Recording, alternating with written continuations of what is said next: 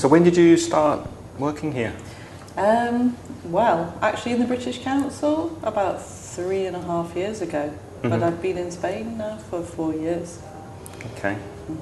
And what was your childhood like? Where did you grow up?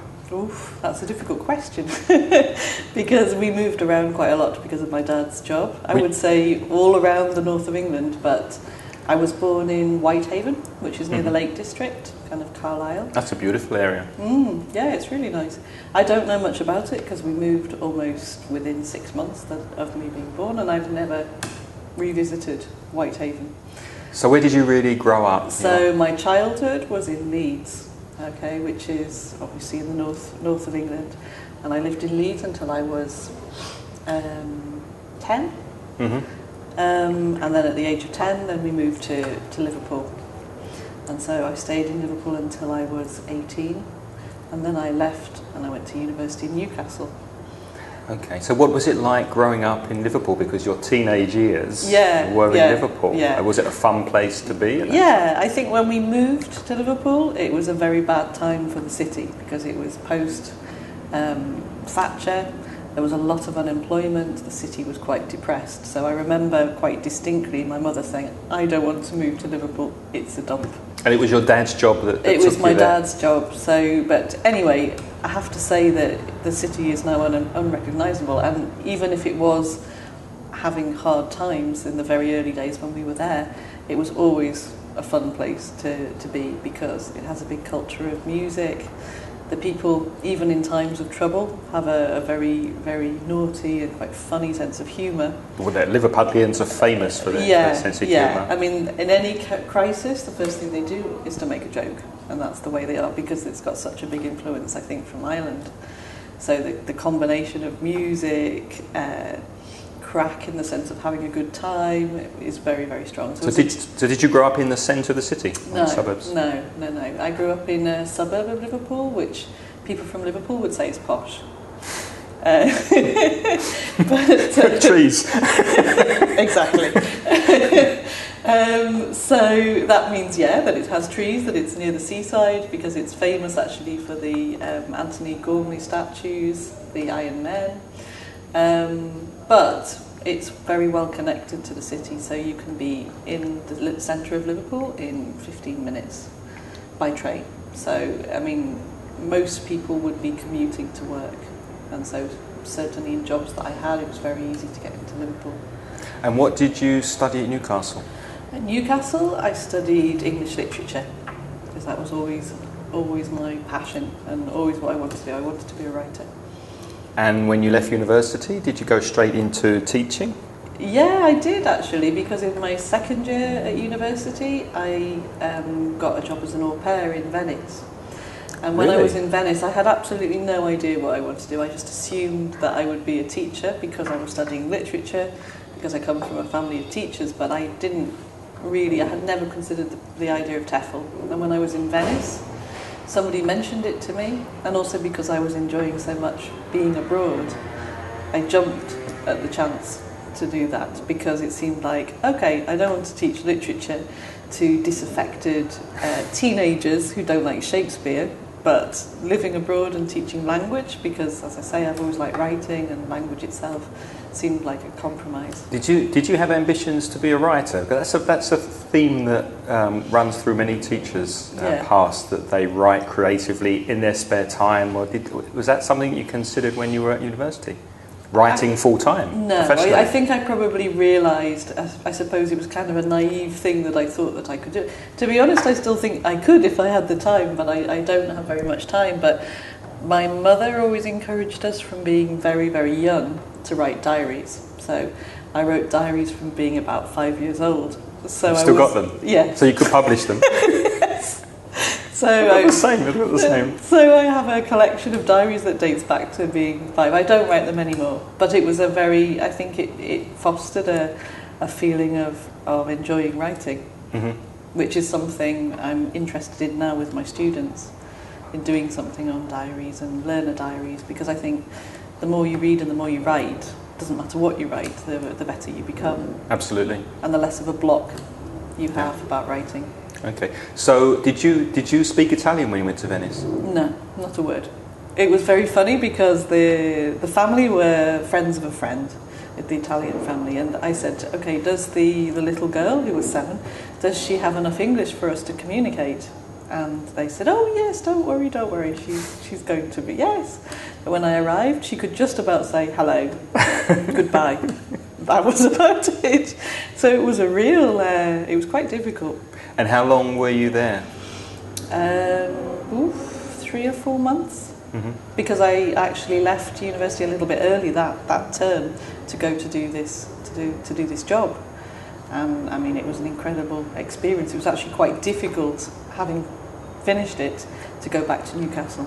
Mm-hmm. Venice to Newcastle. Venice to Newcastle. Wasn't really kind of very glamorous. No, the other way round is fine, but Venice to Newcastle. It was kind of quite a big come down. What actually brought you to Spain? How did you arrive here? Meeting my husband. Did that happen in Liverpool?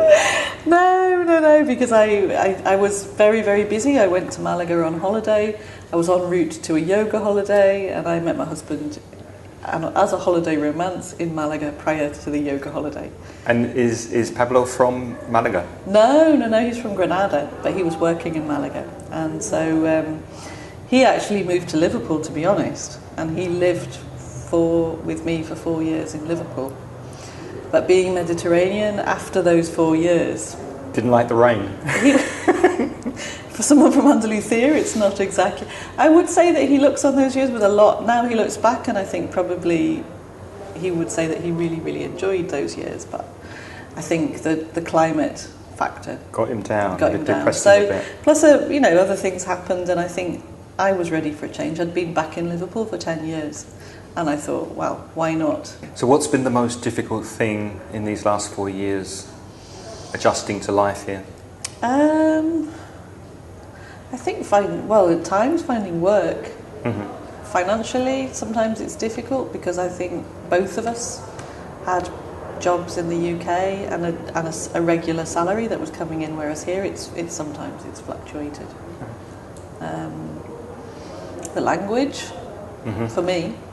I mean, one issue is that the language of our relationship has always been in English, mm-hmm. and it's quite difficult to change that. But if you want to progress, then you need to force that issue to speak more Spanish. And even if you do change it, my experience is, although my partner understands me, we do speak a kind of a Spanglish. Yes. So when I speak to somebody else, they don't understand me. Exactly. Because I'm making mistakes. Yeah. Etc. So I have the feeling that after 4 years I should be fluent in Spanish, and I certainly can communicate in Spanish quite well, but very inaccurately, I feel. I think that's pretty much where I am too. And what's the best thing about being a teacher? Being a teacher. What do you enjoy most? I don't know. I think I'm quite a people person. I like working with people, and I think it's rewarding as well, because you can see students who are less confident becoming more confident, and if you feel that you've been a part of that, if you've got exam classes that you get them through the exam. As a teacher, a trainer, I mean, that is incredibly rewarding because, again, you see people very, very, as I was, uncertain and mm-hmm. nervous about teaching, and then you see them, how they improve. What advice do you have for Spanish speakers who are trying to learn English?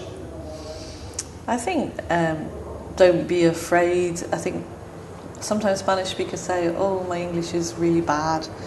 And then I think about the average English person trying to speak a language. Pablo used to have very often in the pub, people say, I speak Spanish. And they could just say, like, I want a beer. That's it, in appalling pronunciation. I can say that in about 8 languages. Yeah. And then I think when these people are feeling so bad about their English, and I think, yeah, but actually you can communicate. You've got a very low self-esteem about your English. So I think that actually realising and creating an environment, I think that you just have to have a go. I mean, I know that for myself too, that initially the first year that I was here, I was very scared to speak Spanish because I thought people wouldn't understand me. But then you realise actually that if you don't try, you're not going to progress. Mm-hmm. It's very much a confidence thing. Yeah, and I think, if even if it's going to exchanges in some of the pubs locally, and actually seeing it as a fun experience. If they don't understand you, it's not the end of the world. You can laugh about it, and normally by the misunderstanding you find the understanding. Yes. You know, if you're making the effort, then people recognise it. I mean, I know that from Spanish as well, that sometimes I don't know the word. I have to go round the houses to say what I want to say, but I get there in the end. And I think that that's the same for our students, that they have to overcome that fear of maybe looking a bit stupid or feeling that they're going to look stupid. Just have a go. You can't improve if you don't make mistakes. Because also, exactly. What do you do with your free time when you have free time and when you're not teaching? Do you have any hobbies? I really like cycling. Go cycle where we live. There's the countryside is just behind with lots of fields. That's really relaxing. Mm-hmm. I read a lot. Well, I read a lot when I have time to read. If I'm not so busy at work, I can get through a book very, very quickly. What do you read? Fiction? Biographies? Fiction, novels. I'm not snobby about what I read. If people give me something, I read it. It doesn't matter if it's a book club book or if it's something heavier, I'll read it. So I like reading a lot. I don't know what else I used to do yoga in the UK, but I don't do that here. I'd like to do that again. I think it would be good for me. And other things, cinema, go to the cinema. Less than we did in the UK because of the working hours, but sure. I enjoy movies as well. Can you talk a little bit about what you'd like to do in the future? Oof. Do you see your future here, or do you think you'd move on somewhere? I don't know. To be honest, I'm always open. I wouldn't say I see myself here forever. I think maybe because of the movement that I've had in my life, moving doesn't really scare me. But equally, we invested quite a lot of money in moving to Spain, and to move back to England would actually be quite expensive, and I kind of think you have to move forward. Maybe it doesn't scare me, but I notice as the years are passing, I'm less inclined and I've got less... I don't feel like I want to keep changing, keep packing up. I think really it's much more complicated, because if you have your bag, just a couple of suitcases, you can move very easily. But here, whether we wanted to or not, we've bought furniture, we've got cats. Yeah. I think psychologically you're right, it's more complicated. And I haven't got children, I'm not thinking about the children's school or anything, so it would be fairly simple for us to move countries or even cities, and I just don't feel like it anymore. No, I know what you mean. I think there is although equally I think if an opportunity presented itself that I thought was... Career-wise? For either myself or my husband, I would move if I thought it would be a good thing. I'm quite restless. I think I feel after 4 years, what's next? And I don't know whether I think it's partly a culture from the UK, because I think there's much more movement of jobs in the UK. Yeah. Okay, let's move into the quick fire hot seat, which is something I'm experimenting with you for the first time. So a series of very quick questions, fired one after the other, and just tell me what you think. Okay. So, what makes you happy? Holidays. What makes you sad? Working too much. Well, what one thing, if you were to tell someone about yourself, would they find it difficult to believe? That I was arrested. Really? What for? For going through a traffic light. In Spain or in the UK? In Liverpool? Yes. And then a red light? Yes. Not into oncoming traffic. It was like a staggered traffic lights. And did they take you to the police station? Yes, they did. They basically, because they said it was a Friday, and they said, "Have you had a drink?" I hadn't, but I was quite honest. I'm a bit stupid in these situations, so I said this much, and they probably thought, "Yeah, this much is that much." And so I was so stressed, I think, that when they tried to breathalyse me, I couldn't give the sample. So then they didn't need to arrest me, but they arrested me. They said, okay, once, twice, okay, third time you don't do this, you're being arrested. But didn't they then breathalyse you again at the station? They did, but you were okay? Not until they had completely listed the contents of my bag, taken my fingerprints, taken my photo. It was the most... But they didn't charge you? No, because as soon as they tested me, they were like, oh, it's zero. Which famous person, dead or alive, would you like to have dinner with? Oof. Oh dear, I don't know about that. That's an interesting question. Or have a drink with? Have a drink with? Oh, somebody like really, rock and roll person that would behave quite badly. I mean, my husband likes Keith Richards. I think he would be quite entertaining. Because, he's a guy who likes to party. I think he'd be a loose cannon. And he'd have some stories. Oh, yeah. Wouldn't he? He'd make you laugh. Yeah. In an ideal world, what would your life be like? I don't think I would ever be the sort of person that would like to stop working, because I think that I enjoy my job, but I would like to have a better work-life balance. So more, I think, working part-time and having the sufficient money to not have to work more hours would be great. So, have the freedom to accept or decline work. Yes. Because you'd have that financial stability. Yeah, definitely. If you could change something about your character, what would you change? I didn't worry so much. I've always been a worrier. Marie said that. She said she's a terrible worrier. It surprised me. Terrible worrier. I think it's if you are a worrier, it's horrible. But do you worry about everything, or things work related? Yes, yeah, constantly worry, constantly. I think also, maybe I'm too responsible. I don't know. I seem to. I think this year, or because I was doing the senior teacher thing last year, I've realised I'm spending more time preparing my lessons, and I'm thinking, why am I spending so much time doing this? It's like a bid to be perfectionist about things, perhaps, or... That's not necessarily a bad thing. No, but I think it can eat your time. You don't need to. You realise that if you've got 20 minutes to plan a lesson, probably the quality of that lesson may even be better than the lesson that you spent... I've had that happen. 2 hours preparing something. I've had that happen, yeah. I think sometimes you produce, when you over-prepare and you do things and you worry about what you're doing, then the lesson is not... Whereas if you prepare something very quickly... What's your biggest guilty pleasure? Buying priority boarding on Ryanair. Really? Yes. I don't like Ryanair. But in terms of getting to the UK, it's the quickest and the cheapest way to go, but I cannot stand the nightmare of the queue for Ryanair. It's horrible. I would pay that priority boarding and be at that front of the queue, stroll onto the plane, put my bag without that stress. But I resent it at the same time. I think, why am I paying this extra money to Ryanair? But every time I don't do it, I think, I just should have done the priority boarding. Do you go back often? No, not that often. I'd say definitely twice a year. Because you have family in Liverpool? Yeah, and my dad now is 80, so I think that I should spend time with him, because you don't know how long, 80 is a good age now. So yeah, 3 times a year, something like that. Yeah. And finally, if you had €6,000 to spend on yourself, what would you buy? Ooh, €6,000. I think I'd probably buy a car.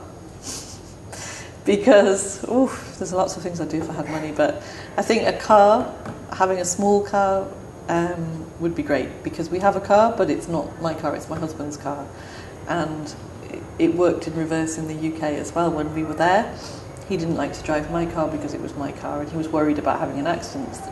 Even stronger for me, because he has a very big car, and I've always had small cars. And I love driving in the UK. I was always in my car, and here I don't drive very much. Do you drive to work? No, I don't. He will drop me off, and I'll get the metro back, but if I drive, it tends to be locally on quieter roads. The thought of driving in the city scares me here in Spain. Because of the Valencian drivers? I think they're quite mad drivers. I drove in Italy, and I think, again, that's something of... I was told that I had to drive to a company near Milan, and I have to say it was a really white-knuckle experience. It was a really scary experience. But because I was young, I did it without even thinking. It was like, okay. And here, I think they're actually on a par with Italian drivers. I see really bad driving, and I also see a lot of young people on scooters, and that scares me, because I think, okay, if I'm hesitating as an English-style driver, imagine if I hit one of those young people or something like that, and that I don't want to to even think about that. And funnily enough, I really noticed the difference just going down to visit my parents in Moreira, because there are a lot of German and English residents there. It's a pleasure to drive on the roads. Because people are considerate. They consider it. They think before they get to a roundabout which way they're going to exit it. Yeah, and they indicate that they are. They indicate. They let you out. Yeah. No. Not here. No. Just can't. So, but I recognise that I need to kind of, I think my quality of life would be better if I drove. Mm-hmm. Definitely, because I think I would save time and I'd probably feel more independent as well, things like that. I think plus it was something when I learned to drive before my brothers. It was the one thing that I did before them, because my mum really pushed me to learn to drive because she never did. And it seems a real pity not to take advantage of it when I've been driving all my life. So that's the thing. So. Anna, thank you very much. Thank you very much.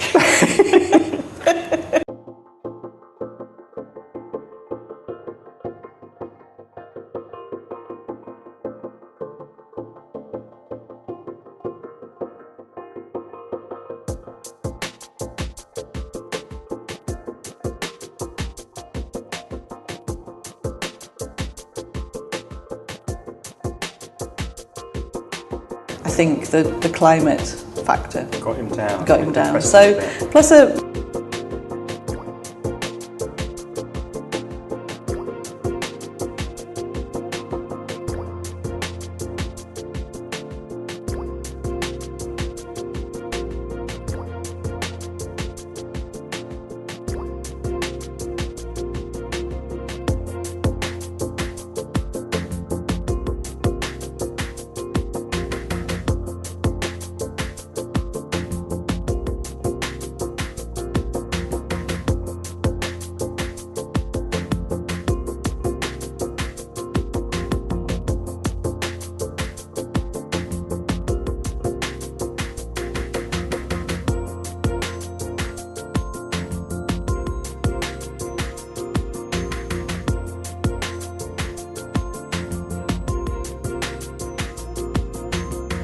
I mean, I know that from Spanish as well, that sometimes I don't know the word. I have to go round the houses to say what I want to say. But I get there in the end.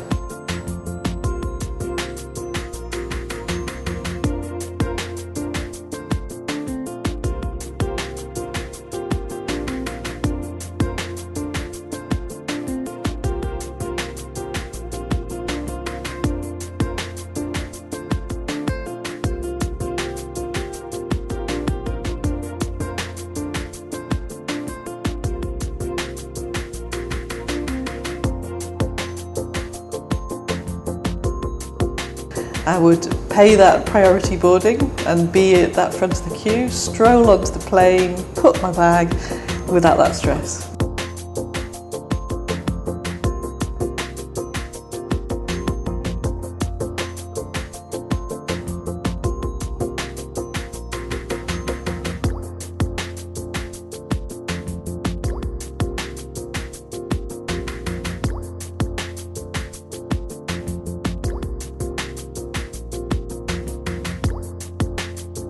Something of, I was told that I had to drive to a company near Milan, and I have to say it was a really white knuckle experience. It was a really scary experience, but because I was